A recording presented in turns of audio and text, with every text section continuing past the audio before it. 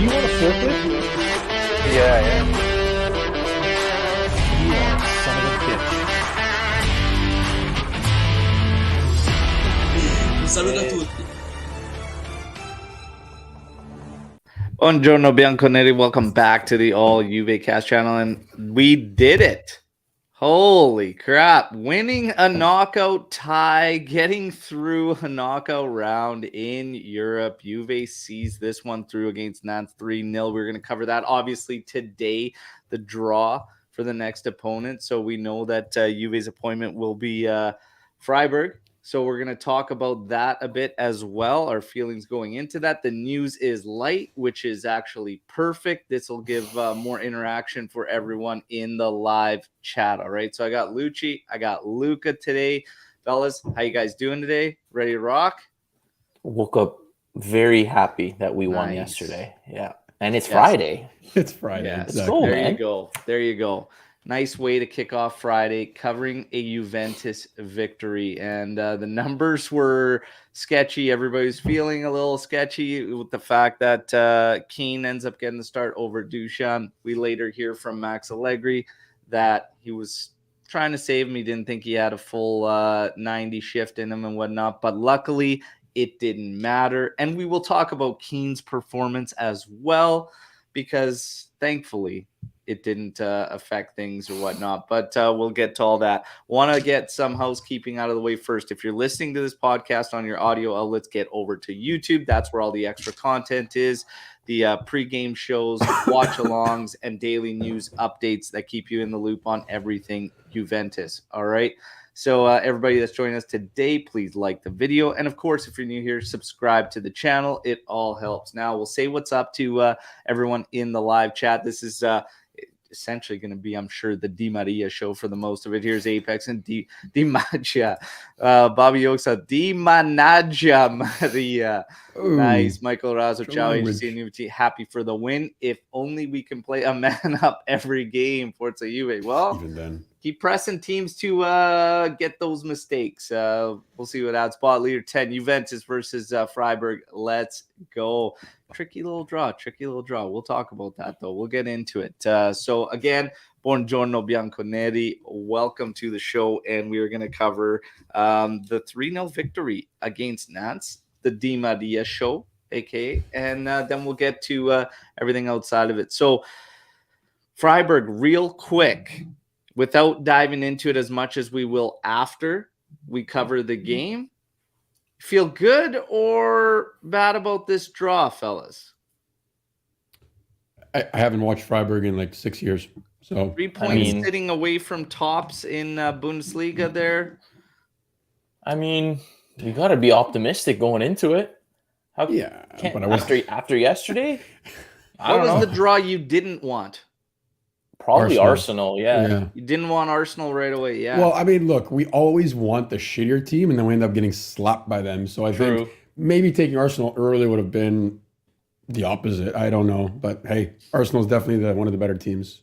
Yeah, it's this will be a tricky draw. I think, honestly, I mean, if we look at what happened with Nantes too, and the fact it came down to the deciding leg, it was like up in the air until we put in that performance. I honestly feel fine with whoever we line up against, because I really feel like it's Juve against Juve. What Juve is going to show up? You know what I mean? So it's always like that. That's the question. Right, I feel okay with this Freiburg draw, to be honest. Okay, Pogba will be back by then. Yes. He will be. He will and be. he's going to be doing good. He's going to be a game changer for Juve. Just relax. Take it easy. You better be on the post-match I've been when he relaxed starts. for like, what, 6 months? Think positive. No, you haven't. You're so uptight about players and injuries. Jesus Christ. We can go back to Dybala. It's always somebody. The guy, you back Bernardeschi at Juve, for Christ's sake, forever. Forza TFC, buddy. He gave you 5 goals, for Christ's sake. He had. Did I not have to show you that picture yesterday? Will have more contributions in 2 games than Berna had in 4 years. Relax. Now, let's get to it, okay? We're going to get to this. Starting lineup. we knew what we were going to get from the lineup. It was pretty straightforward. Szczesny, Danilo, Bremer, Sandro, Di Chilio, Fagioli, Locatelli, Rabiot, Kostic, Di Maria, and then Moise Keane. So we didn't have you two gentlemen with us for the pregame. Your thoughts on that lineup when it was announced and whatnot, and what were your thoughts initially with Vlahovic being sitting out essentially, and what if it was in fact to keep him for later minutes of that game? So let's get your thoughts, and Luca, why don't you kick us off on that? I mean, look, the lineup, there wasn't much more to expect out of our midfield. We knew it was going to be those three. Back line, I think, if we're going three in the back, we kind of knew who it was going to be. I don't think we're going to get any surprises with like a random Rugani start. MDS right now over Juan, that was a given. My only like downside to Keane starting is exactly what you guys said yesterday. This is supposed to be our number one striker, the center of our project, and in a final game, we're saving him for the like extra time. It's too conservative from Max. And sure, I mean, you got to do risk assessment, like Tony said, but I mean, you got to go like he did in the first leg, go just all guns blazing. You don't just hold him back. That said, neither of them really made a huge impact. So I think, again, Max got it right, but I think that choice of Keane was useless to begin with. And was it creativity or dynamic? Dynamic, yeah. Yeah, that one I almost choked on because it's like the idea of dynamic and Keane just. What I found funny was the people that were defending it, because I was blown. I just said, guys, like, even if he's got 60 minutes, you know, it's better than you take it from the start if it's me, just because whatever. Like, I mean, Keane's numbers are not terrible either. So you still should feel somewhat okay with these guys coming off the bench too, should it get there. But for me, you're playing the game backwards. And go out there and try and kill it. But to say that he's more dynamic, no. But what I found funny was those defending it to me saying, well, Vlahovic struggles in hold-up play and trying to link up the attack with everyone else. And I go, so are you telling me Keane excels in that aspect? Because I see two guys with actually very similar struggles when they lead the line as one striker. But you got to go with your top dog, your 70 million euro man. Luckily, thankfully for us, it didn't change anything and it didn't amount to anything. And thank you, Di Maria, and also Fagioli. Fagioli put in a shift. Now, Lucci, were you kind of along the same wavelength there with that starting lineup? I mean, I wasn't overly surprised because there was reports coming on Wednesday saying that Keane might get the start. So yeah. Which everybody destroyed Lou and Omer for posting on our news chat, by the way. The mentions were on fire. However, there you go, everybody. It doesn't always matter who the source is. Sometimes you just got to take everything with a grain of salt and see what happens. Here's everybody shitting on that news report saying, why even do it? There's no way. Well, you never know. Now, Lucci?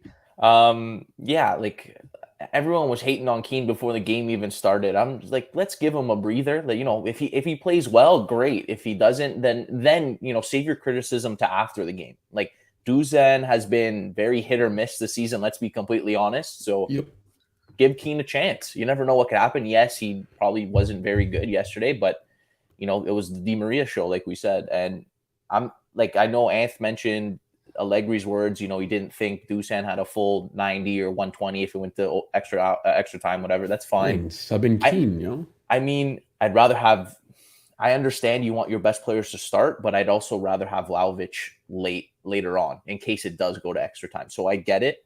And you know what, to be completely honest, I kind of prefer Keane's work rate over Vlahovic's. Maybe that's just me, but I see a lot more, the work rate a lot higher from Keane than I do from Vlahovic. The thing that gets me is that, especially in a game like yesterday, when you start playing one man up, to still be a ghost is kind of like he got a what, 6 rating? I don't know, man. To come out of that game as the only player pretty much to not even gain 1 point on a rating when you're one man up. Did he even touch the ball? I don't remember him touching the ball. Yeah.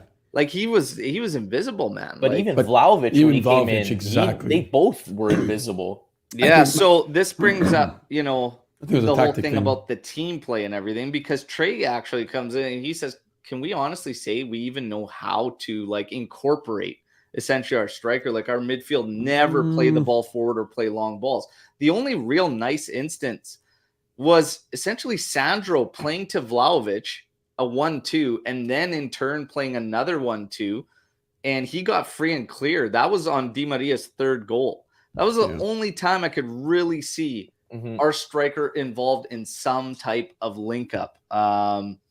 And then what Sandro did after was hilarious. I don't even know what he was thinking. We're not going like to touch that one. Forgot which end of goal Yeah, he that's was what I at. was thinking. But we'll talk about that too. That's funny. Okay, so we got our thoughts on the lineup and everything. We were all in the same, regardless of which way Max decided to go. Obviously, we're backing him and we're backing Keane for going in there. But that shock factor, whether you hear about the rumors on Wednesday or not, is still there when you've got a 70 million euro guy sitting there. Naturally, it's going to be one of those things. Max Allegri, like I said, that is a bold move. And he sometimes, Mad Max, he sets himself up for some serious aftermath. But luckily, thankfully, the boys got the job done. Di Maria show. We can get into this, okay? So let's get into the highlights and whatnot. Then we'll talk about man of the match, which obviously will be him. But we'll talk about outside performances. So 4 minutes into this one, okay? 4 minutes in. I'm sitting at my office at work, okay? And I see like the energy, you could feel that.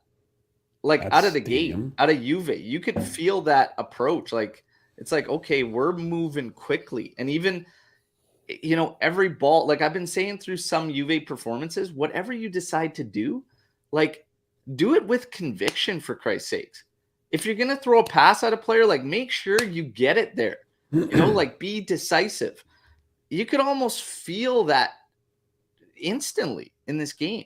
But 4 minutes in, Fagioli plays into Locatelli. And I don't know if you guys caught this. We tried to do this a little bit more yesterday where we were moving Fagioli to the byline, but De Sciglio was actually ahead of him in certain scenarios. That was actually okay because it was trying to get Fagioli more on the ball.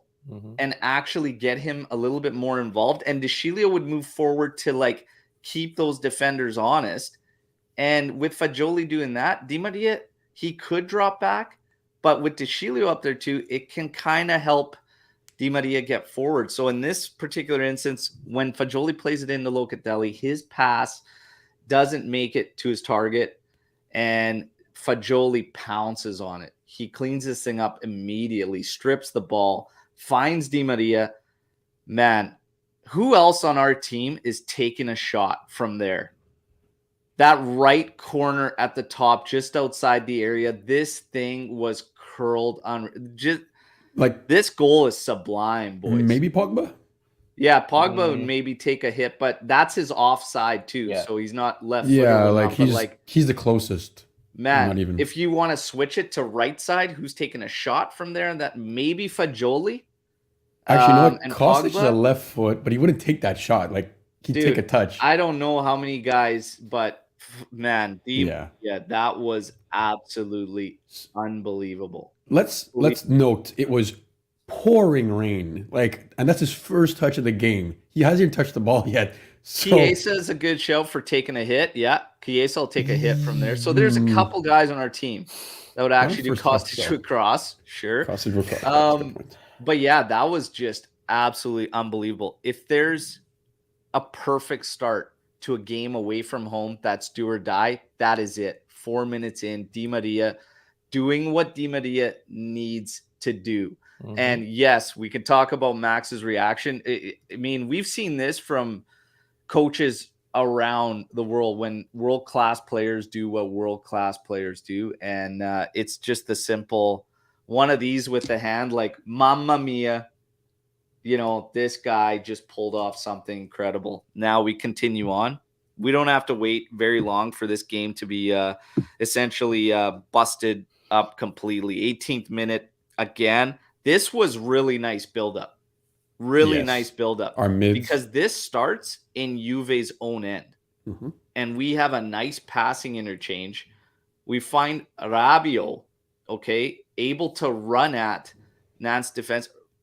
Rabiot does well. He does exactly what he needed to do and put the pass exactly where he had to, around the defense into Di Maria's path. And from there, again, it's just Di Maria on a whole nother level. So, again, beating his D-man, trying to pop the ball over the keeper. I thought it wasn't going to happen for us, but the ball still falls at his feet. He heel taps this thing towards goal, and then the defender obviously handling it. Now, this was an interesting one because some people thought that the red was harsh. Did you guys think the red was harsh?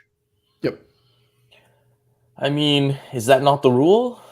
So we'll get into the rules because Arbitro Nick is helping us out again, so he'll give us the display. But your guys' initial thought, harsh or not harsh?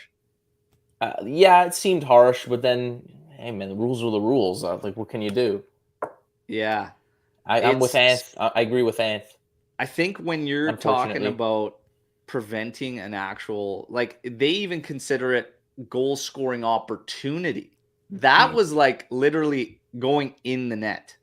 So it's I don't think we could say it's harsh. I think some were saying it's harsh based on where the player's arm was in reference to what he's doing, because it did seem pretty natural. Mm-hmm. It didn't seem like it was an unnatural position. However, the arm did move into that touch and everything, probably preventing him from going over. It's a tricky one. Now, referee Nick weighs in. He says, red card shown to Palois for denying a goal-scoring opportunity. So, red card, we know, confirm. There's two parts here. First, deciding if there is a handball. Palois' arm does appear to be in an unnatural position, even according to Arbitro Nick. So he says it is in an unnatural position. The consequence of the ball hitting his arm is essentially blocking the ball from going into goal. Once it is decided that it's a handball, you have to consider whether or not this is denying a goal-scoring opportunity. In this situation, it's obvious the ball was going into goal, especially considering the proximity. The penalty kick yellow card, that rule only is applied when a defender makes a legitimate attempt to play the ball with his feet. That wasn't there in that play. It was legitimately just hand. So the laws clearly state that handling offense and denying goal scoring opportunity is a send-off. Simple call. Simple call. But again, I think the argument there from some would be unnatural position for the player's arm. But if you look at the other factors, he didn't make a proper attempt for the ball, and it clearly stopped it from going into goal. So I don't think it's harsh whatsoever. So there we have it. Di Maria steps up, makes absolutely no mistake on this one. 2-0 Juve up, and now a man up. And honestly, from here, naturally, it was going to get easy. It was easier for Juve to move the ball around. We saw them create opportunities and whatnot. It was pretty damn comfortable the rest of the way out. Okay, 21st minute, Di Maria having another go from long range, forcing a save. 37th minute, Fagioli shields a ball, ends up hitting a trailing Locatelli, whose attempt just goes wide. 47th minute, Kostic ripping one off the far side post. That literally goes right back to the keeper. Couldn't just... That was just like... have a little less heat on it, so Fagioli could have tapped it in there. Again, is what it is. Halftime, look, Di Maria made them pay. One man down. I'm thinking the way it's going, Juve's going to find the dagger, but I was feeling fine at halftime. I was not concerned, even despite the fact some might say only 2 or whatever. Not concerned whatsoever. And the approach, you almost can't let up when you're playing one man up. You know what I mean? So I thought naturally things would be easier for Juve, so I wasn't concerned about a shell that I did see some talks coming out about. I was feeling fine at half. I knew that Juve would get through this one. Guys, your thoughts at halftime? Yeah, they didn't really threaten us at all. It was pretty smooth sailing from then on out. Yeah. I wasn't overly concerned. Yeah. Luca? Yeah, nothing to add. I mean, the question now was, and this is what we're going to get into, is how effective are we at putting the game away when we can, like when we have the opportunity? You know, we're a man up. We've got Di Maria on one of his, best nights. Can we continue this? That was what I was asking myself. I'd like to see how many goals we can put in. So I mean, that's all I'm thinking about, and if we can obviously keep a clean sheet. Yeah. Yeah. Well, we get to the second half, and like I said, things were coming easily, right? You've got Di Maria again, 50th minute, shot stopped. Deschilio on the rebound, has his rebound blocked. Traore there. 65th minute, Kostic, the cross, going across, falls for Cuadrado, but he's got such a bad angle. He still decides to blast this thing. I thought maybe he could have hit. Di Maria was alone, trailing. Fagioli missed his completely, like he was going to his foot and just cross, slid over it. Yeah. Oh. Yeah, but still, that cross actually had heat on it. Yeah, that's why I'm surprised. Yeah. After settling the ball, Cuadrado decided to shoot from that angle. His first touch was put him in a bad angle. Yeah, he was at such a bad angle there. I was like, man, a little touch back inside, and Di Maria was alone there. But again, decisions, guys. These are the decisions from potential opportunities to the keeper. By the time Cuadrado shoots, Cuadrado's got probably like an inch to shoot at a goal. Like the keeper's right there. He literally blasts it right off him, and it just goes all the way back to our back line. Good save. You've got 74th minute. Lafont makes an actual big save. This was a corner kick that was flicked onto Sandro's head, who then directed to goal. That was actually a crazy reaction save by Lafont there. Really 77th minute. And here you got nice buildup, like again, Sandro into Vlahovic, runs onto it, and works another 1-2. In clear, gets stopped. Vlahovic following up on the clearance attempt, his block actually becomes a cross for Di Maria. Di Maria heads it, and it looks like it's beyond the line, but the play continues. Vlahovic goes in to rip this thing. Sandro forgets what goal he's at, slide challenges him, and then lays off last second. Vlahovic looks down at him thinking, what on earth are you doing? Luckily, the ball had crossed the line, but I mean... Sandro really takes you through all the emotions in every game. I like the determination, at least. Yeah, you want to see him doing that in front of your own net, dude. Which he was did later, flat out embarrassed after he's like, look, and like Vlahovic is just like, what on earth are you possibly thinking? Like, what are you doing? But you'd think maybe he's trying to stop. He's thinking Vlahovic is another player, another team, and just trying to stop it. But like, why are you getting ground? I get it, because as a defenseman, your instant reaction is you're defending your own goal, especially when he's so close to the net. So like, okay, no, brain collapse, man. It happens. Yeah, that was just a total, absolute brain fart. Yeah, that's just our very own Alexandro right there. But I mean, again, like 4 yellow cards. It ended up going in. That seals the hat trick for Di Maria. After that, header too. We completely shut down at the 3-0. 84th minute, you've got a counter from Nantes Mohamed. Shot easily handled by Tech. 88th, you get a big block from Sandro. That was a big block. Yeah. And then 91st minute, Tech with a nice stop on a hard shot from outside from Blas. And that ends the game. Perfect, almost perfect away victory. And you could say perfect. I mean, we forced the card on them and whatnot, but we're going to get to more of general feelings and thoughts out of this game, because while it was great for us, was it as good for us as it could have been? And I can't help but have certain feelings about it. And we'll talk about this and whatnot. Obviously, the main thing is moving forward or not, but now we're going to dissect a bit. Man of the match. Okay, and I think this is going to be clear. Di Maria, easily. But we're going to talk outside of Di Maria, okay? So we're going to take, obviously, Di Maria was man of the match.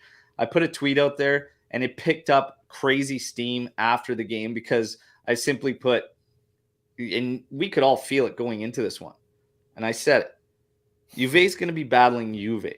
while we play Nantes, this is Juve against Juventus. But make no mistake about it, we need Di Maria to be a monster. So my tweet was just like, we need this guy to be a monster today.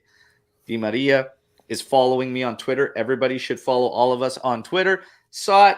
He knows what's up and got it done. He's like the last one you want to follow. Angel, Di Mamma Mia, whatever. Mamma Mia. Now, let's get to it. Outside of Di Maria, your man of the match.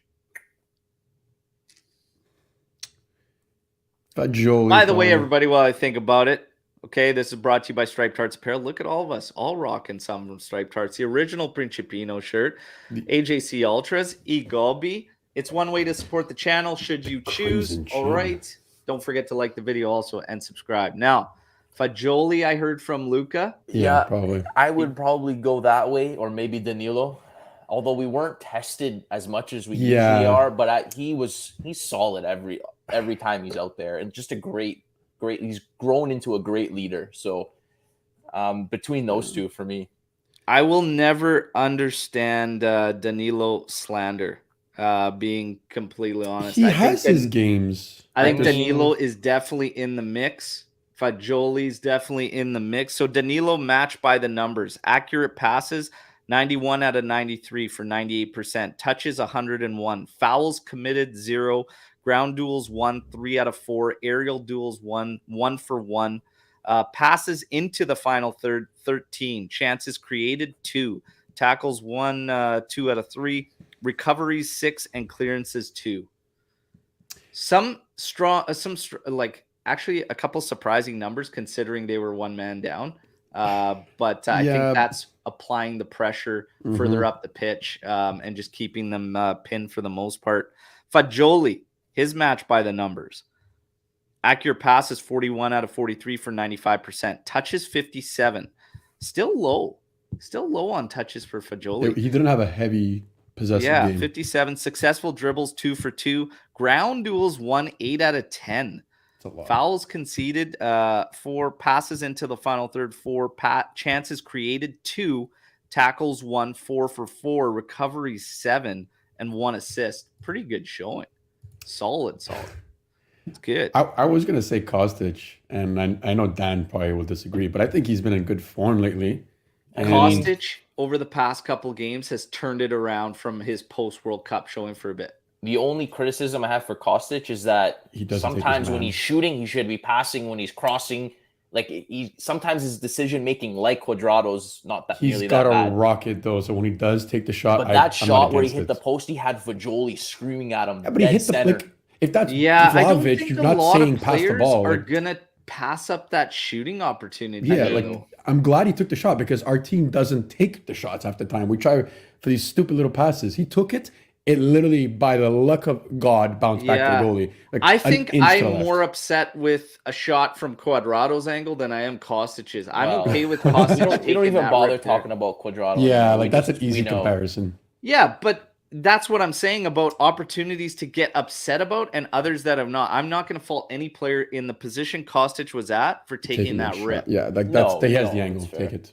Yeah, that's got to be a rip. I was screaming shit the whole way. I do want to give one last toe to Locatelli because defensively, even though we didn't defend that much, he was everywhere. He won so many balls back and blocked a lot of shots. Luca had a very, very Tuesday strong was going to be rough without him. He had 101 touches on it, 92% passing accuracy, 1 key pass. He was 4 for 8 on long ball attempts, had 1 shot, didn't miss by much too. Yeah, ground duels, he was 3 out of 6. Aerial duels, 1 for 2. Clearances 5, interceptions 1 tackle. Got dribbled past I think only once, it says. He was he does a lot of work, man. He makes everything else work. And it's really up to the other guys getting involved. And I thought Rabiot was finding the pockets very nicely yesterday. What you said very, very nicely. And I'm talking about before we went one man up. Rabiot was that midfield was finally ticking the way we needed it to. So now it's about continuing on. for this team. So now we can get into more of a discussion about, in general. And I was saying this performance, my one thing about it is the fact that while it's amazing, we go one man up and get the job done and do so comfortably. I don't know if it's the best for this team moving forward because we still have some questions, right? Mm-hmm. So I would have rathered full strength and get that same result or whatnot. Do you think that this is still going to be that big of a boost for this club, or do you think a little bit is left back? Because even in all the interviews from the players, we heard Rabiot, we heard Bonucci, we heard Fagioli, all say the game came very easy. Even Max Allegri, the game came very easy as soon as we went 10-man up. Do you think that's not going to help us as much in terms of, can we do this? Can we do exactly what we saw yesterday on a team at full strength? No. No. You don't think so? And I know, look, I'm not saying I'm unhappy. I think a lot of us here are very happy with that win. But when you're in a position of a man up and you're having one of your star players having a night like that, I'm gonna go look at nitpick because I'm a Juventus fan. I want more. I want our team to be at 120%, not just 100%. The inability to put the ball in the back of the net afterwards was shocking. Like we couldn't, and it was again Di Maria with a header. Like, I mean, come on, let's not be that negative. It's not negative, Dan. It's more like take the opportunity. It's there, and we still can't take it. They scored 3. Would you want them to score 6? No, but it's more like it's the quality of opportunities we're not finishing. That's well, in the second half, after a certain, after what 70th, 65, like we didn't have that many opportunities. We had the Di Maria one, which you put in, but like we didn't get that many. We kind of took the problem. We took the pedal, like our foot off the pedal for sure. But you're up a man. The game's already won. Like, listen, I understand what you're saying, but you have another game in 5 days. You need your players available. And that brings up another point of mine. I think maybe after the 60th, you sub out most of your key players. That I think was. I want to go back to why you guys think Juve can't do this against a full. Because they haven't shown us. They haven't shown us they can, Al. When they show me that they can. We've seen flashes, though. We've seen flashes. I think personally, I think it can. And if I look at this game from the beginning, that 18 minutes before that guy gets a red card, I was saying you could feel that different energy. You could feel that different approach and the pressure, the speed at which we were moving the ball. That is one thing I can't stress enough when we watch Juve for the majority is how slow we move the ball. Yep. But all of that was different. It was a lot different. We were moving it very, very quickly. And another thing that I noticed that this team does a lot is we talk about this all the time. When certain players get the ball, other players stop and watch. And what happens off the ball is crucial for any side in Europe or worldwide playing football. Your off-the-ball movement is key. We talked about Rabiot in 18 minutes before. His off-the-ball movement was great. Yeah, give it to him. Di Maria's was. I think absolutely they can do this. They can do this.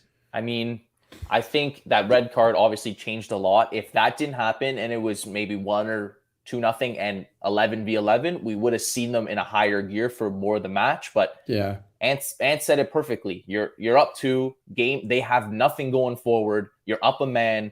Like why overexert yourself? Listen, I understand you want everyone to play well and score as many as possible. That's fine. But let's look at the positives. Like, you don't think that 3-0 win will be huge for the team confidence, the team morale going into Tuesday, going into Freiburg? I don't think anybody's saying otherwise, Dan. So let's take the positives, man. We don't need to. Oh man, and again, scored 5 goals. I'm not trying to. I started by saying I said I'm not trying to shit on the team. There was a good game. I'm happy. I'm not trying to find faults, but I think, again, as Juventus fan, we always want to be better. The reason this podcast exists. I want to see better over the season, not just in one game. So yes, but this was the opportunity. Is that, take away being positive, being negative, or whatnot. You're talking about a team that has only scored 36 goals in league. like over 32 goals. Yeah. That's What what are I we mean. at? Let's 36, save some for 36 goals? Tuesday. Let's bring that confidence in Again, the way but- we started this game yesterday. Let's Yes, bring that into but Tuesday. again, can you not watch this team and feel like we leave way too many opportunities Yeah, there? We're 100%. talking about 1-0 grinds and everything, and everybody's talking about these 1-0s. Like, again, Okay, yes, but does that come down to the when players or Juve the has way Max conceded wants them to only play? one goal, they've only won 2 games. That's only Yeah. conceding one. So that shows you in itself we don't score enough. I get it. No, I agree with you. So- but again, answer my question: Does So that come him down to the feeling team this or way the is coach? totally normal. What's your question, Luch? So does that come down to the players not be able to score? They don't have the quality to score, or does that come down to the way the coach wants them to finish the match and No. hold onto the ball? No. I think that plays a role. Listen. Al, come on. Listen. Coach? No.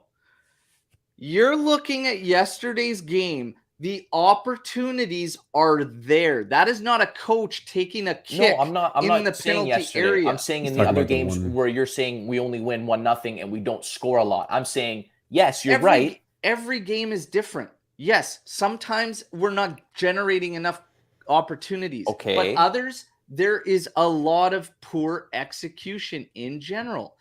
Now, what Luca's saying is not wrong in a sense that yesterday we left a lot more on the table. So when we talk about the original question, which is, are you confident about this team going out and playing in that manner against a team at full strength and getting the job done? Well, when we're one man up and we get a lot of these opportunities falling, I can see why some fans out there are left wanting a bit more because we still aren't executing at a high level in terms of goals. That's all. Thank you. I mean, That's a fair statement. That's more than fair. And No, that's what I'm fair. saying. But like you said, every game is different. Every opponent is different. You're not going to be I have yet to see this team over a span of 90 play up to their full potential, moving the ball fast, good defensively. We don't see that enough to say I have full confidence in them doing that against a team with, full strength. So until they show us that, it's kind of hard to say, I fully believe in them doing that against a team with 11 players. That's all I'm saying. We got some other points in there. I see one about possession. The first time we've been able to get it, at 61% or whatever. Okay, not achieving that, I don't think, with full squad, 11 on 11. But I'm just saying I can understand why some think that, we're still leaving a lot on the table in terms of scoring goals. And these guys need to be killers. There's players outside Di Maria, even Vlahovic for like his rate. Every time we talk about scoring rates, it's shocking. I mean, because it doesn't feel that way. And there's still a lot of opportunities. He could be buried. Moise Kean, his rate for the amount of minutes that he's played, okay, the rate that he's scoring at for the amount of minutes he's played is actually good. But I know that each one of us can think about how many sitters Moise Kean has missed throughout these matches. Yeah. And that's the point. No, I 100% get your point. And I just want this team still needs add to on kill. to that. For Vlahovic, listen, regardless of his fee, whatever, he gets a lot of opportunities that you would expect someone who, a 70 million man to score. Yeah. Like yesterday, he 100%. got himself into a great spot and he totally scuffed that shot, 10 feet wide of the net. Like I expect him to be better than that. And that's concerning. Like, do they not work on their finishing? That's all they work on. I mean, it doesn't look like it. Him and Keane combined I don't know how many times they've missed the net. And that's the point. It's just Listen, that I get it. I understand. If you're looking at this team, let's take Europa League now. Okay, so we've got Freiburg now, third in Germany, third or fourth in Germany. 3 points back of the 3 tied for first there. It's gonna be tough. Now it's going to be a tricky matchup, but again, how confident are we in this team? It all comes down to confidence and finding out how confident we are in this team. For me, it's the same. I feel good about any matchup depending on what Juventus shows up. If we have the Juventus that has the right approach and right frame of mind that can actually impose themselves. And this is what it comes down to. Remember, pre-match, we all spoke about, and the live chat was very much engaged in this one. And it was, can Juventus impose themselves on a team that they should be beating? Because it's hard to get confidence against teams that are strong, if you can't impose yourself on the teams you're supposed to be. So we've got Freiburg now. Juve is second in Italy, okay? We are second in Italy. They are fourth, 3 points out of top in Germany and whatnot. Yeah. Should we be imposing ourselves on Freiburg, in your opinion? I mean, don't you want to try to impose yourself in every match? I mean, yeah, the answer is obviously yes. But should we not be the ones? We'll go into this one favorites. No, we won't. Well, I don't think so. Yeah, I think so. They're 3 points. The thing is with the German league right now, the top 3 or 4 are off by like a few points, like literally a handful of points. Well, Bayern sucks this year. That's why. I think they're doing super well in Europe, but favorites. Are they? Look, it's up to Juve again. Again, it depends if we show up. Exactly. Yesterday, and I want to build on what I said confidence wise. Yesterday, I think because these guys knew we're up 2-0, we've got the extra man, we've got our star player on fire. I think their confidence was just like, okay, we've got this. And that's why yesterday was relaxed.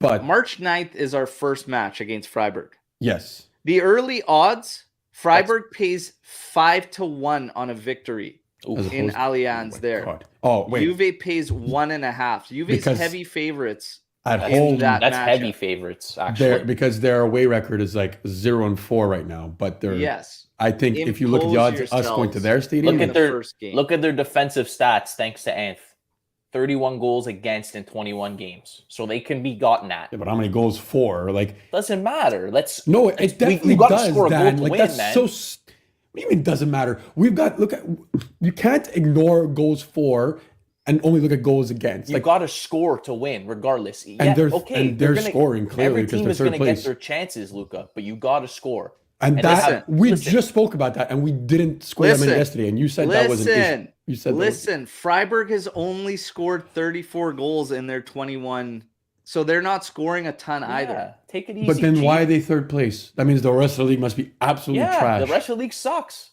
Maybe that's the case, Luca.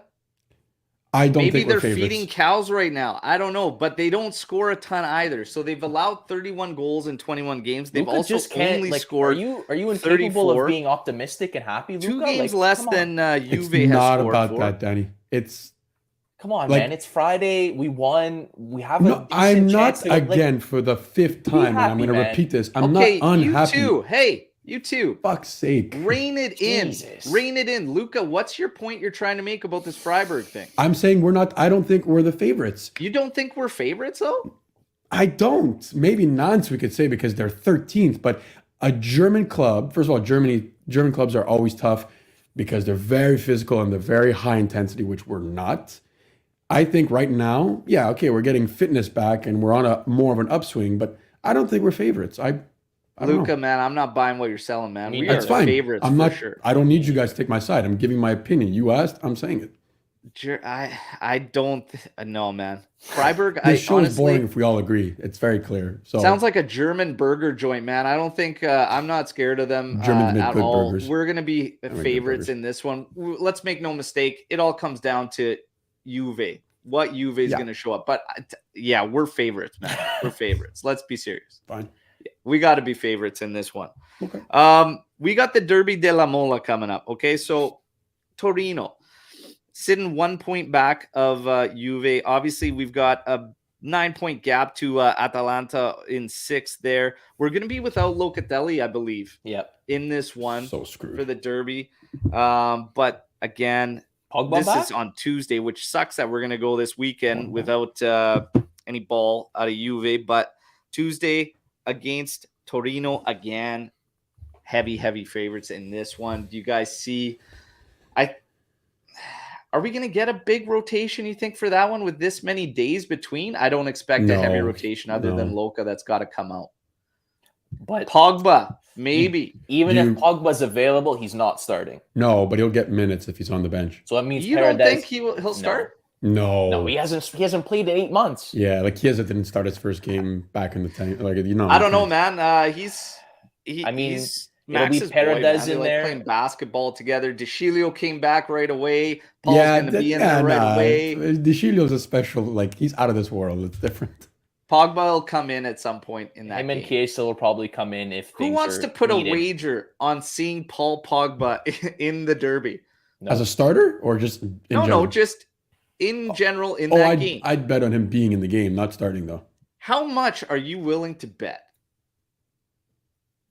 Careful, Luca. I don't know, man. I've won a few in the last couple of days. So I don't want to throw away money, but I'd put $50 on it probably. $50. Big man. $50. Lucci, No, I'm you not willing to betting on take that bet? No. His agenda is on the line. He can't. Well, come on, man. You're fueling the agenda here. You got to put some money where your mouth I is. have Let's no go. idea what this guy does whatever he wants. I'm not willing to take that chance, man. No. Oh, I think he'll be there, maybe play 10, 15 minutes. But that's what he's asking. He's saying, is he going That's to what But play? I saying. also We're like saying I an could also like appearance. Sunday we could see, oh yeah, there's a setback in his That's freaking true, though, leg. yeah. Like, well, I let's don't go. know, How man. confident Put are your you money in where this your mouth is. agenda? I'm Make not Anthony confident. proud. I'm not confident either way. That's the problem. That's the issue. Is there a middle ground? Like, Paul Pogba. Okay. Yeah, I'm collecting funds for the 10-shirt giveaway for Allegri potentially staying next season. he needs Good. that fun money. I It's love it. good. Oh man. Okay, so let's get serious about the Derby della Mola. Any you think any potential of maybe a banana slip type match in this one after that Ooh. Nantes game away and feeling good, feeling confident, or just rolling through? I think no. Derbies are tough. Derbies I are know, very but I tough. think Bremer's gonna have a good one. He's gonna want to have a good showing against Are we at Torino. home or are they at home? It's at Allianz. Yeah. Okay. It's sold out, right? Yeah, it's sold Out, yeah. Depends I mean, if Paredes starts. That's my concern. And still. if Bonucci starts. Those two, I don't think both of them will start. if they both start, we're screwed. Oh. In the words of Anthony, Torino stinks, man. I don't see a slip up in this one, man. Depends The if derbies we are show always up. free for alls and can get pretty cagey and stuff like that. I will say, I have never been with the Locatelli flop thing, and I think he's so crucial to our midfield in we're gonna general. stink without him. He is the foundation Yeah. on our midfield. I don't like not having him in for that game because usually derbies like that and the Derby della Mola is such a grind and battle in the midfield. I really, really will hate seeing Paredes in there, but he's got to have a game. Hold on. How do we feel about playing Bonucci in that spot? No, I would Absolutely That's not. worse. Yeah, holy shit. But My it is slow. confidence in Paredes is absolutely Why'd nowhere you to say be that? found. I don't know. I'd What go about, two-man. I'd go two-man pivot. No, you Don't can't. just do Fagioli and Rabiot because Paredes, like I don't know. I'd do a 3-4-3 or something.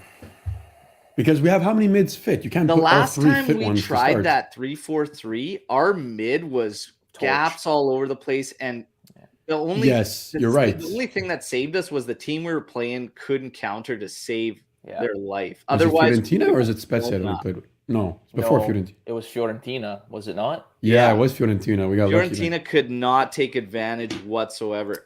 I think this team has to have three midfielders, Yep. man, as a base. I agree. But the problem is, and that will depend on Pogba too. We go into that game with three fit midfielders. We got Rabiot, Maybe Paredes, Pogba. and that's why even if he is there, he's got 3.5. 40 minutes in his legs. Yeah, So you can't start all three because that means you're stuck with at least two for Okay. 90 minutes. Who would you play then? What about I'd this? start Fagioli What about and Rabiot. Danilo in that role? But then you'd have to start Bonucci in the back. Oh, Yeah, no. No, Unless you play Rugani.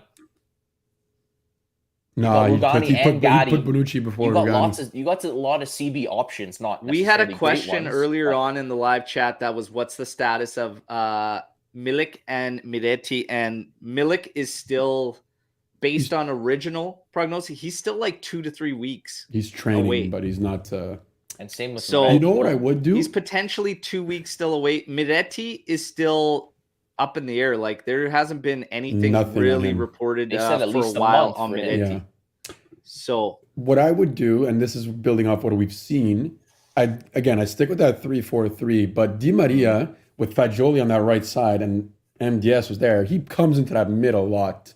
I think that is going to be key. Like that, whatever one of the three up front, probably Di Maria will have to slide in and play like that. Rugani at center back, Danilo in the middle. I'd be okay with that. Yeah, I but would be Max. okay, to be honest, with that. Max Listen, wouldn't do that. I'm going to throw something completely from left field.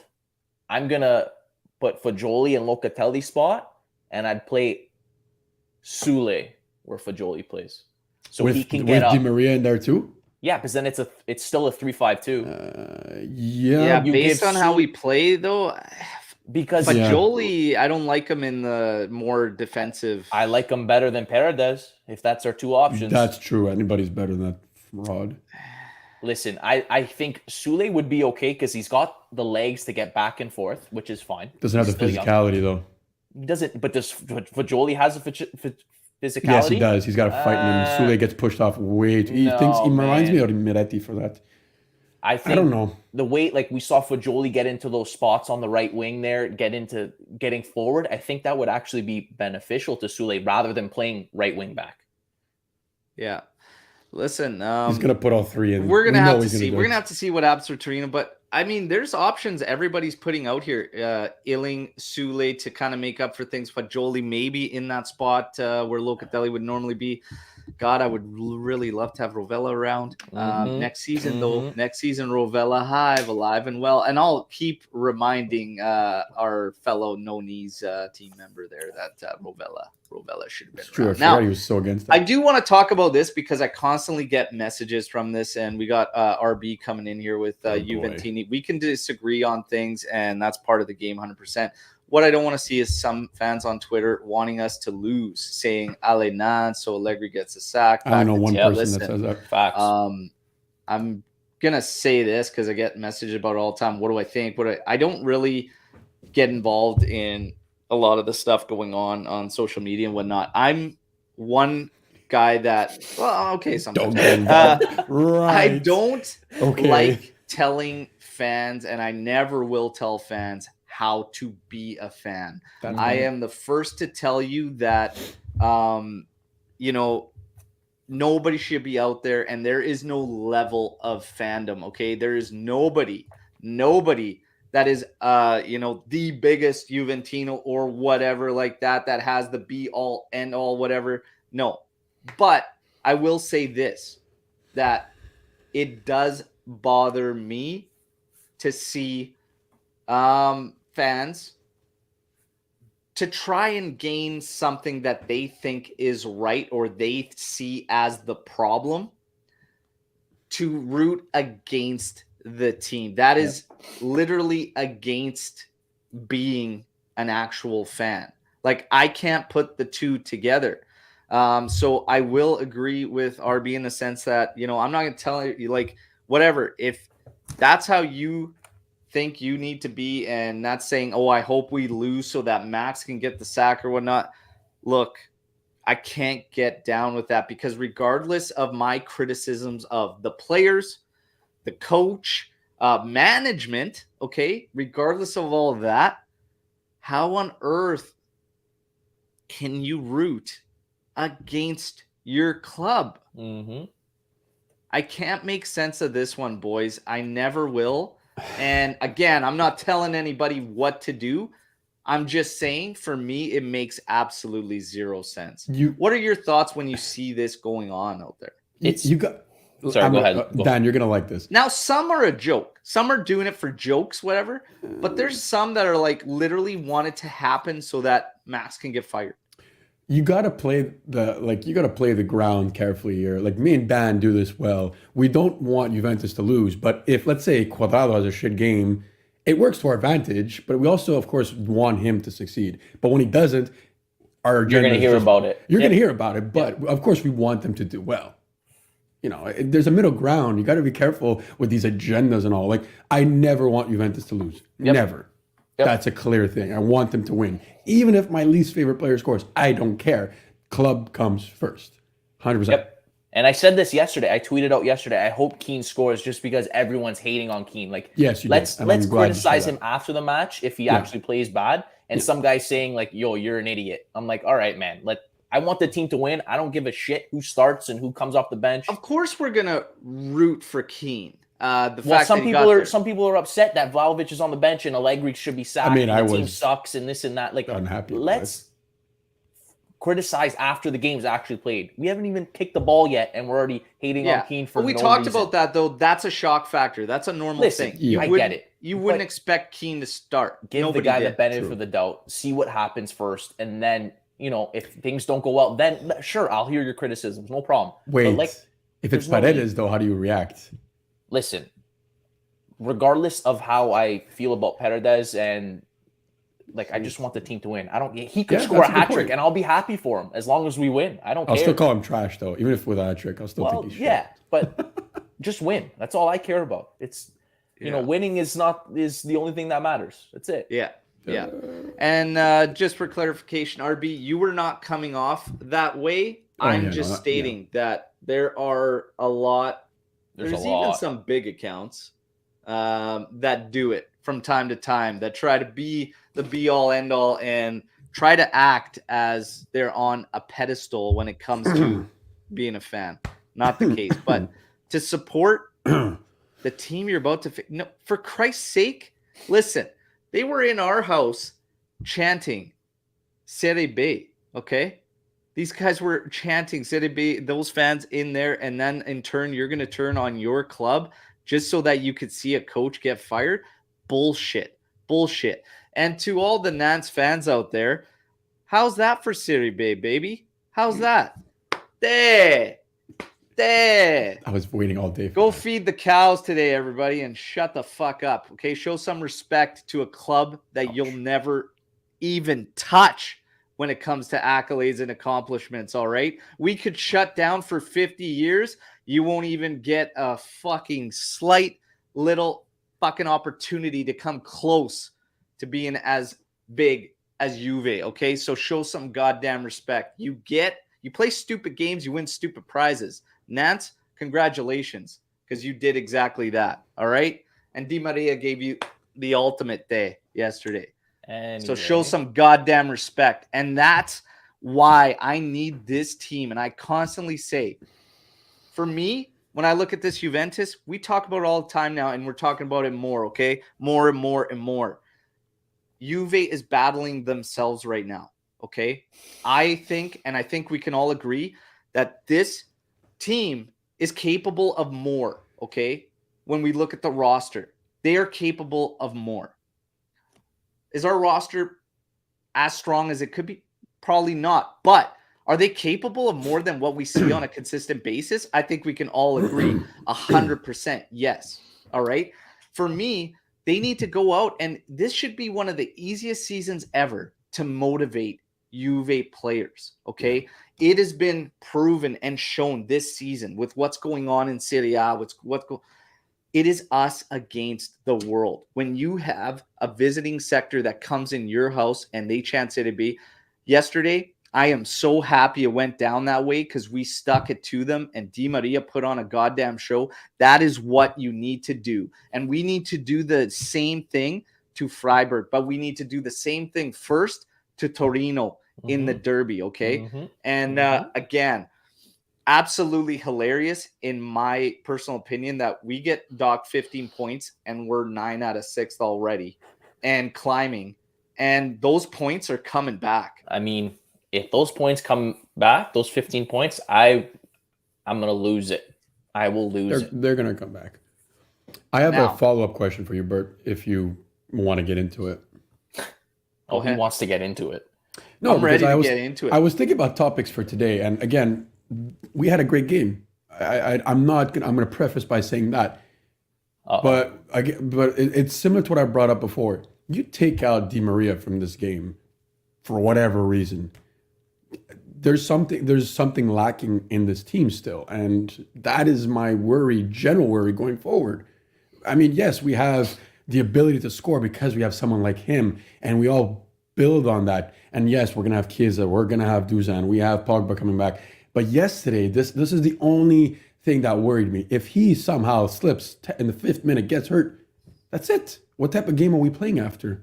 That's where I'm slightly worried going forward. Is we need to be able to build without sometimes having that one guy. And this is what Juventus' problem has been even last year, where we miss that one key player. That's it. We ain't the same team anymore.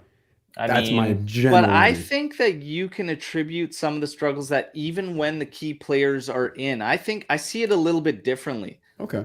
And I still revert back to even once these guys are in the lineup, it's about putting them in the position to do their part, do their damage essentially. Mm-hmm. And I think you can make this argument for a lot. I mean, hell, we had Paulo Dybala and we were moving him all over the place, trying to figure out what we were going to do, how we were going to use him best. Can he play coming off a wing? Can he not? Do we need to change formation for him or whatever? The fact of the matter is sometimes we just overthink it. Di Maria, even at times, the way we use him, we're dropping him back a little too far. He's good enough that he could still find a way to get involved, but it's not ideal. Yesterday, you see what happens when you have him higher up and you can find him in and around the top of the area. He dropped back. That's where you need to be finding him, not in the midfield while Fagioli goes to a back line, because when we did that in that one game, Fagioli just allowed Di Maria the space to operate, but it took Fagioli right out of the game. So for me, it's not something that is necessarily, oh, we miss some. Obviously, you're going to miss some when one of your best players is out. But for me, it's with the guys that you have on the pitch, it's getting them involved in the ways that help them and get them into games. When we look at the 2 striker game, Keane and Vlahovic, terrible. We could almost see that before the game was happening, that's going to be strange because, number one, we don't fuel enough for one striker. Now you have 2, and neither guy can link up play very strong. So for me, it's whether it's Illing Jr., Di Maria, Sule, like even Sule, trying him at right wing back earlier on in the season, we knew, man, that's probably going to be very, very strange. But as that second forward role, all of a sudden he looked a hell of a lot more natural. Yeah. So for me, it's not necessarily the guys, it's making the guys you do have on the pitch effective and playing to their strengths. Chiesa, for instance, as a wingback versus higher up the pitch, playing off the left side, night and day to right side and as a wingback. Yep. So you think that Max is setting this team up so Di Maria can stand out? Is that it? Or I mean, like they're doing their job, but it's allowing him to do his. We are pretty deep into the season and injuries do have a part of this. I'm not trying to tie this into a Max thing, but what I'm trying to say is that we haven't clearly defined roles for absolutely everybody as of yet. And we have also altered formations even within the past 2 weeks. That's true. Yeah. I think we need to lock into something. And I've been saying this, and I know that it's not a popular opinion, but you might have to split up some of your top guys like Chiesa and Di Maria for what's best for the group. Yeah, 100%. Yeah. And I mean, look, long term, it might be to our benefit because we can't be burning them out 90 minutes every game. It's good to have just, Di Maria come in for 30 minutes against like Spezia. It's not a terrible thing.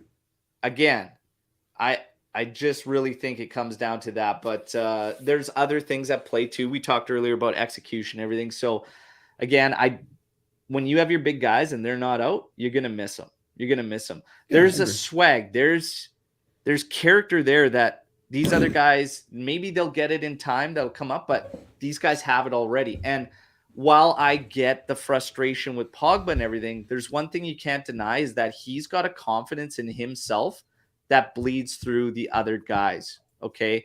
Di Maria carries that same thing. When you have a guy that's at a level and they don't question themselves, they know what they can do. They know what they can bring on the pitch. They get out there.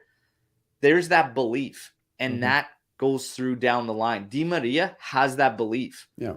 And it's different with that caliber. When you don't have those guys, it becomes a different type of game. It becomes more a grind and a battle, and these guys have to fight through it. But when you have the guys with the class like that, it's just different, man. It's just different. You can't really necessarily replace that, right? It's got to be a group effort.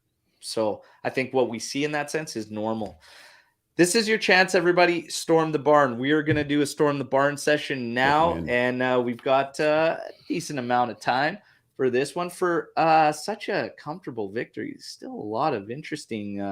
There's always something little to talk discussion about. there. And you two, Jesus, I thought I was going to have to slap you guys and snap you out of that little battle there, but that's okay. We love it. We love it. Anthony, the first leg of the round of 16 is going to be at Allianz. Okay, between put it away. Freiburg and Juve. Okay, so first one in Turin. Now, guys, I don't know. Europa League. Before we wait for the Storm the Barn questions to come in, I continue to read articles, and I'm constantly reading things on Juventus, not from Italy, but I like to look outside Italy and what they're saying and whatnot. And I don't know if these outlets are just not too in tune with what's been going on at Juventus around the season and everything, but there's a lot saying favorites for Europa League, and amongst the favorites for Europa League, I want to get your thoughts, and everybody in the live chat. Do you see us as favorites for the tournament? How do you think we can take this thing down, like, realistically? Like, I wouldn't say favorites. I would say one of the favorites. I think that's fair. Like, Arsenal looks good. Man United looked good yesterday, coming back against Barca. I mean, yeah, I definitely wouldn't say we're the favorites. Amongst the favorites, sure, I could see that. Yeah, I mean, like, we're our own worst enemies. So exactly. We'll go as far as we want to go, right? Yeah, I would say we're amongst favorites, and I think that's fair. It just might not feel that way for the people that follow this team. Yeah, I was just going to say that religiously, like that doesn't feel that way, but if you look at it, we are. If you're a non-Juventus like religious follower, and you're just like if one of my buddies who watches soccer just on the weekends, if he looks at, let's say, the teams in Europa League right now, and he looks at the big names, he sees Arsenal, he sees United, he sees Juventus. He's not going to look at Frankfurt or Freiburg and say, oh, that's a favorite. No. But if you watch, and this is why, like, I never tell my friends to gamble on Champions League or Europa League, because you never know what's going to happen. These games, I know Juventus. I know that if we don't show up, we could lose 4-0 to anybody. But if we do show up like we did yesterday, we can easily win 3-0. So that's why, like, I'm not going to say we're favorites, because I don't know who's going to show up. I don't know if it's going to be Juventus B or Juventus A. But I do think that we, of course, and just a random bystander, we are a favorite because we are a top club. I got a comment. Luca, earlier you said we weren't favorites against Freiburg, but now you're saying we're favorites to possibly win the tournament. I'm saying if you're not a follower, I'm not changing. Clarify yourself. I still don't think we're favorites because, again, I don't know. Rather contradictory, but okay. No, sure, I was very clear on how I said that. I said if you're not a follower. Yeah, he said if you're not following this team religiously, you could see them being favorites. Man. Take your earplugs. I think they're too tight. Dude, no. Take one out. You still don't think we're favorites against Freiburg? Come on, man. I don't. Freiburg. Listen, I wasn't for it for Nantes, and it worked out. So maybe if I continue that, okay, little reverse psychology sometimes. God, Jesus, Anthony, you left me with the kids. He misses Anthony right now. RB Cubs, do you think it's possible for Sandro to hit the 40K mark, get the automatic? So we still getting a lot on this automatic contract. The nice thing about this is that it was reported 2 days ago. I think I dropped it on the daily update video that regardless of the automatic renewal, apparently it has been mutually agreed upon by Juventus and Sandro that they will cut ties at the end of the season.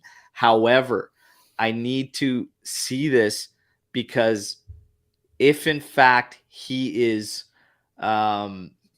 automatically renewed, he's entitled to that money. So while we hear the reports of them mutually agreeing upon this, I want to see what happens if he does in fact hit those. And I mean, if you're looking at this, it's hard to think he's not going to hit that. I think he's going to hit the 40, but does that renewal come in? Go to 39 and shut him down for the rest of the season, or wait till it gets closer and then pick and choose those games. In all honesty, and everybody knows how hard I've been on Sandro. He wasn't bad past yesterday at couple all. of years. Could have had 4 yellow cards though. Yeah. He has been good over the past stretch of games for Juve, and he has been very active in terms of positioning. Mm-hmm. And Very man, central. he's been one of the strengths on making the left side be a little more effective. He's still a tool, but the problem, Al, too, is that like if he's not playing, who the hell are you going to play there? that's literally our problem. Yes. But I'm just saying. You're right. Over the past bit, he's been good. We're just waiting for that game where he slips up, and then we can make fun of him again. I mean, it'll probably. Well, you know what? Point, Everybody makes mistakes, though. Everybody. Yeah, but our best Sandro, players make it's mistakes just constantly. It is what it is. But game. over the past bit, he's been good. He's been better than Juan, which says something. Oh, now for those of you curious, Sandro has 19 games played in Serie A alone. Okay, that's another thing. Is the clause on Serie A or all competitions? Well, you can't play Serie A because Serie A only plays 38 games. You can't play 40 Serie A. Okay, games, so it's all comps, which he's at 28 total, as Anthony has tallied up the other ones for us as well. So he's at 28 already. That's 11 more. You're telling me he's not going to play 11 more matches? Definitely will. Well, it's 12 more if we're being exact. Sorry. And Amesh did say it, but I think we should. I think he's gonna hit it. I mean, okay. Let me play devil's advocate here. Is it the end of the world if he gets a 1-year extension? No, but it's pretty close. No, but they've already told him that he's out for next season. Well, they clearly have other plans. Can we confirm that, though, for sure, that they've fully agreed, no one's signing, he's gone for sure? Can we fully say that? Well, yeah, like Mirko Di Natale has said Mirko. it. I think Romeo even said it. I mean, listen, I'm not a big Sandro guy, but I mean, if he's playing like this and he's next year, obviously at a smaller scale, less of a role, like we're not gonna be able to fill all these holes anyway. Yeah, it's the fact that you've got a guy that you've told is out of the project, and he's agreed that they're gonna part ways, but then all of a sudden, if you let him hit that automatic renewal, he's entitled to that $6 million. It's a lot of money. I get it, but you're gonna have to go spend 20 million to buy someone. We don't know that yet. Well, yes, you will. You'll have to spend money to bring players in, man. Look, Dan, let me switch around. If it's Cuadrado, how do you feel? Listen, well, Cuadrado's already said he's gone. They're not. Hey, guys, how do you feel about this one? So, again, storm the barn questions. Keep them coming, everybody. But look at this. We should have fought harder to keep Morata. This is Ant's burner right here. This is just Ant on another account. 100%. Guys, should we have fought harder to keep Morata around? No, we've got 3 strikers. Him and Malik or... Milik's doing his job perfectly fine. Yeah. 7 million total cost. Cheaper, way cheaper. I'm okay. Yeah, I'm fine with it. No, I don't think so. I like Malik's versatility a little better. I'm not against Morata. I think he did his job. He's great, but for what they were asking for him, I think it was too much of a stretch. I think we wouldn't have the Morata we did when Ronaldo was around under Pirlo, because that Morata was no other Morata came close. So I don't think so. Mm-hmm. I don't think so. Yep. Agreed. But I don't know. Interesting stuff here. In terms of the Mercado itself, because there's still a lot of questions about that and everything. It's going to be unknown, what Juve is going to do for players and everything like that. But the early reports are that Milik is going to be renewed. March is going to be the crucial month. So next month, we're very close to it already. We're late in February. That's going to be the crucial month for deciding Milik. He's going to come back probably middle of the month, but that's going to be decider. Right now, it is being reported, though, that he is very happy and loves Juventus, and Juve respects him, and it seems like it's going to be a done deal. It's very, very cheap operation, too, and Milik is one of the names that was posted as it doesn't matter on the future and what happens with all the uncertainty. He'd tie into Juve and lock in. Yeah. We know about the other names. Chiesa, Locatelli, Fagioli, Meretti, Danilo, Bonucci, obviously. Mm-hmm. There's some names that are not on that list that we still, again, that doesn't mean they're going to up and leave, because Juve is in control still on some of those big names. I know people are automatically thinking, well, Vlahovic isn't on there, Bremer isn't on there. Juve's still in control of those scenarios. We have to wait and see. But in terms of trying to figure out who they're going to go for on the Mercado, the same names still apply. Emil Holm, Grimaldo, all the same names are still in the mix. I think this is a challenging spot for Juve because they can't make any pushes to get any pre-agreements right now, because why on earth would players do that when they have no idea, right? Yeah. I don't think it's going to be the be-all, end-all for Juve for certain up-and-comers. Yes. Because Juve is still that big club. Yeah, we still have that big club appeal. We will always have that big club appeal based on history. So if we're still pulling talents out of Serie A pool, everybody there that has played there, even if you're not from Italy, knows about Juventus and knows that it's a big club. So we'll still have that appeal. But certain guys that have the potential to go to teams competing in European competitions would be hard to get pre-agreements from. Do you guys agree? Mm-hmm. Yep. 100%. Yep. Plus, we have no sporting director, so it's going to be one of those tough ones. We took a look at the news as we're getting close to wrap up. I'm just going to quickly go through this to see if we'll see if Lou or Omer has posted anything crazy. But I mean, Di Maria, we're getting a ton of stuff on, and naturally as his performance ramp up and everything, a Di Maria renewal. A lot of people have been saying, I'm surprised there's no Storm the Barn question on it, whatnot. Renewing him, a no-brainer? If he wants to stay, absolutely. Yeah, at this point, it's an experienced player. It's a special player. And I mean, you can't afford to go buy wingers. So if you can keep him for free and pay his wages and he wants to be here, absolutely. Yeah, exactly. There's no transfer on him, right? He's already part of the club. Yeah. Yeah. And what, he's at 7 million? I believe 10. 7 or 8. 10. Well, after with the bonuses, maybe. Yeah. Okay. No, I think. Look, he is expensive, but I mean, I think we know he's worth it. And like we saw yesterday, if he continue, and I'll admit to this, a lot of people yesterday were all saying like, "Oh, people didn't want Di Maria." Look, before the World Cup, Di Maria was not performing like this. He was hurt. Right? He was hurt. Up and down. Absolutely. Precautionary, which is fine. But in the last month, he's obviously stepped up. If he continues, when we needed him. Yeah, and it's fine. If he keeps that up, we know he's a class player. But there were reservations about him because of the way he was prior. And I think it's absolutely fine for people to have said earlier he wasn't stepping up to what we needed. So he is now.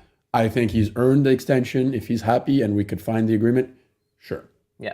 Depends if he wants to go back to Argentina or not. Yeah, so I think it depends on his will too. Di Maria has won goal of the week and player of the week for Europa League there this week. So a nice little haul for him. I agree with you guys. I think if he's willing to stay, that's a great piece of business for Juve. And I think you have to keep him around. This guy can't, and I always said his quality can't be questioned. Never. Right? The only thing that we questioned earlier on was, is it just that shift for him getting to that final World Cup?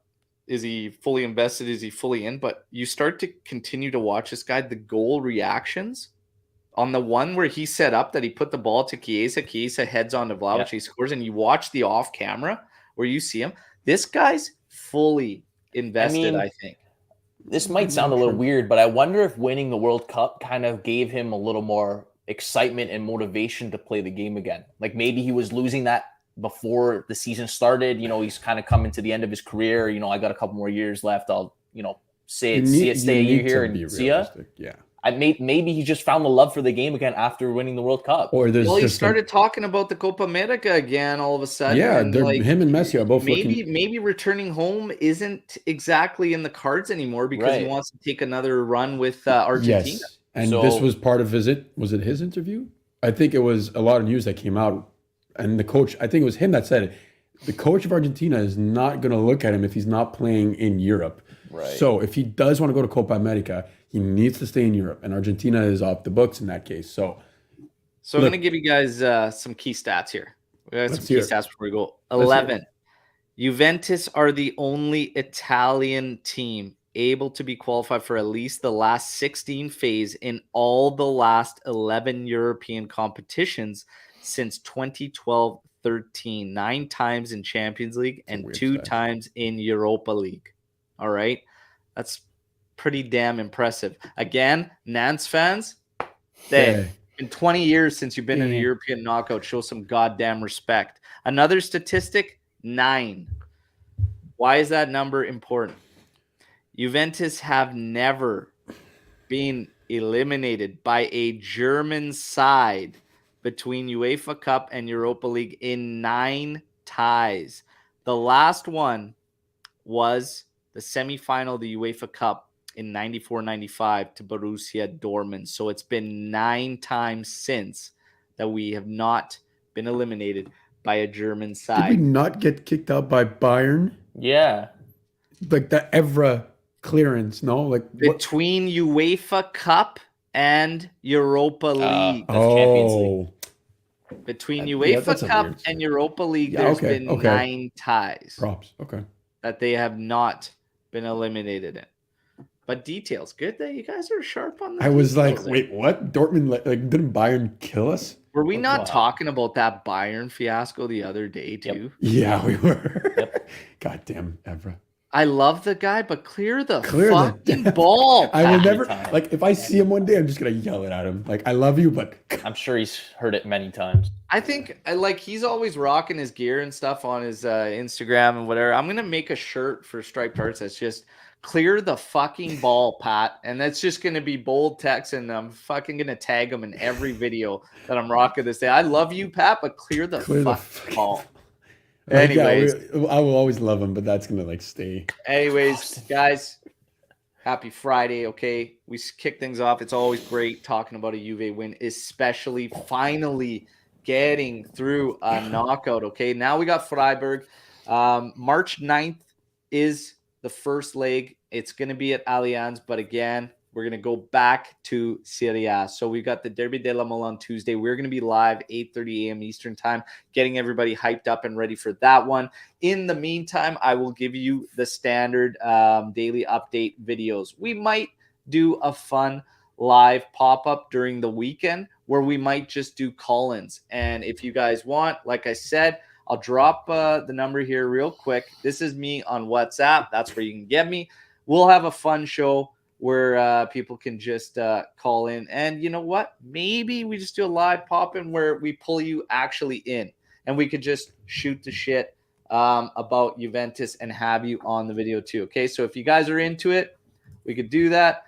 There's a number. Get a hold of me on WhatsApp. Everybody have a great weekend. Do not forget, like the video before you take off. And yeah, if you feel free to drop a comment, whatnot, I will remind everybody, I love the comments. We get a ton of comments about, best English Juve content out there. We appreciate it. You guys love the discussions, love the videos, love all the content, the news kept up on Instagram and Twitter. The banter. Look, I love the messages. We all do this on the side. We all have very busy lives. We all have jobs and everything like that. Not if you guys can help us out with the fact that I can't always clip snippets of shows or interesting discussions, whatnot. If you guys feel free, clip parts of the show, post media out there, even if it's funny stuff, whatever, it's all good. It all helps, all right, as we continue to grow the AJC Army. But you guys are fantastic. You're fantastic today. As always, till next time, fino alla fine, Forza Juve. We're going to let Lucci and Luca cool off now, okay? But appreciate I'm ready to fight them. We're good. Appreciate all the love, everybody. And again, and Skanga made a clip already, as expected. There you go. If you guys feel free to help out as well. Free time on his hands. And again, to the Nantes fans, show some goddamn respect. Boys, on 3. 1, 2, 3. There. And Dan's just chilling. Okay. Oh, Lucci, come on, man. It's fine. Just end it. What's the matter with you? You like fans saying that shit in your teams? No. Come on. I mean, just we beat them. That's all that matters. All right. Sweep it up. He's still asleep. That one's for Dan. Ciao, tutti. Have a great weekend.